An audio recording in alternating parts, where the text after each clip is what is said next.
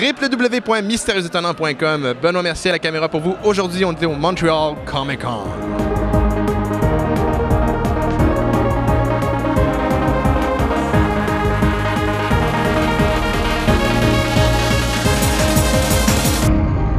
Since you started in the business, how much it's changed? Ah! How much has it changed? Completely. Well, maybe not so completely. When it started, we thought it was a dying business. The pay was lousy. The working conditions were sort of hysterically silly. There were no benefits, no royalties, no artwork return, no conventions. And it was just a lot of fun. Then there was this brief interlude when it paid well, there were royalties, you got artwork returned, there were conventions, and you were not only having a lot of fun, you were making a decent living. Now, the pay is okay. There are no royalties. Artwork is returned, but only to the artists. There are lots of conventions, but in some ways they're not as much fun as they used to be. So you get what you wish for and you don't get what you wish for. Are you a little bit, I don't know, it's in English, but blasé? Petit. It's not that it's blasé, it's just that it's frustrating because there was a potential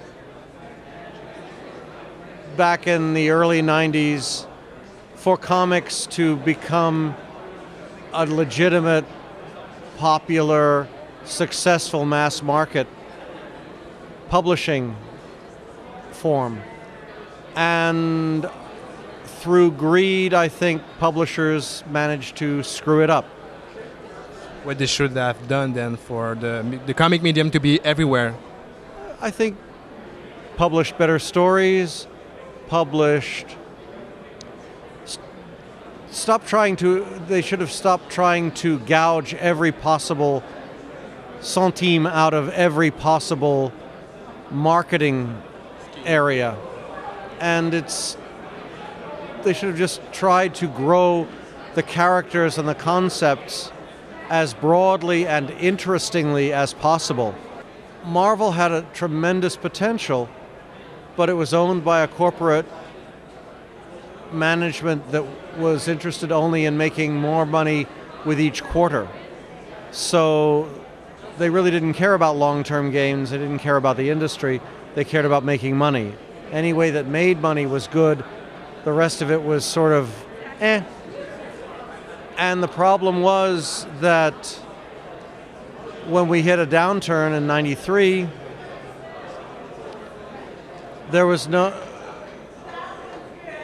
nothing left, no base to reinforce. It all just kind of evaporated. And by then the debt load was so huge that we couldn't just ride it out. And then the bankruptcy came along and the survival came along, and what you have left is a totally different management and publishing model than what used to be. What if impact Marvel's acquisition by Disney will have, at this point no one knows. It'll take a year, 2, 3 for the dust to settle, and we'll see. But I'm sure that Disney's attitude towards Marvel, much like Time Warner's towards DC, is they do not want to lose money. They want to find a way to maximize the return. I mean,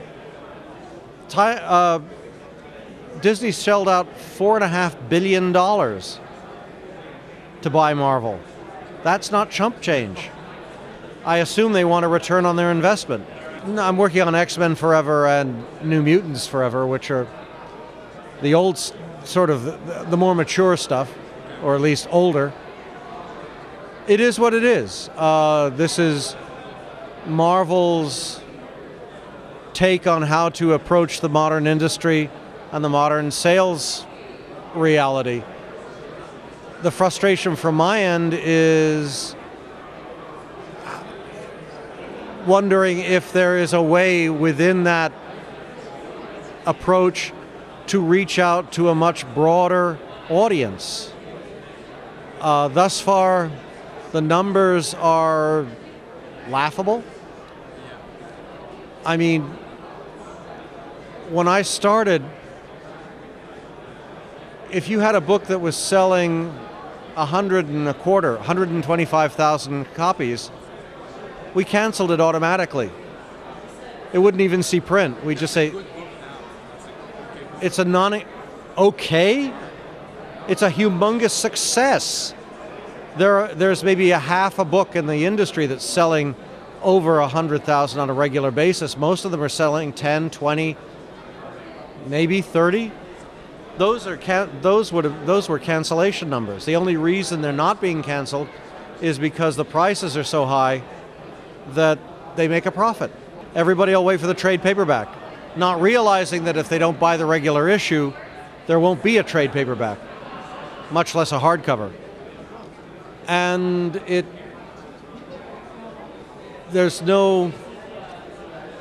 you try things in 5-issue experiments, and if that's a success, maybe you have another one.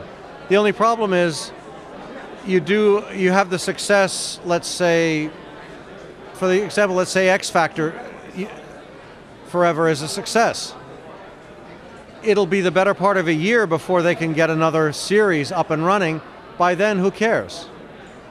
Whereas if you had faith, if you looked at it and said, this is good, the vibes on it are good, the return on it is good, let's give it a green light for a year and see what happens. But there's no tendency to do that. You still read comics from other company or from Marvel? Only your stuff? No, I find it boring. I don't find the stories or the characters interesting.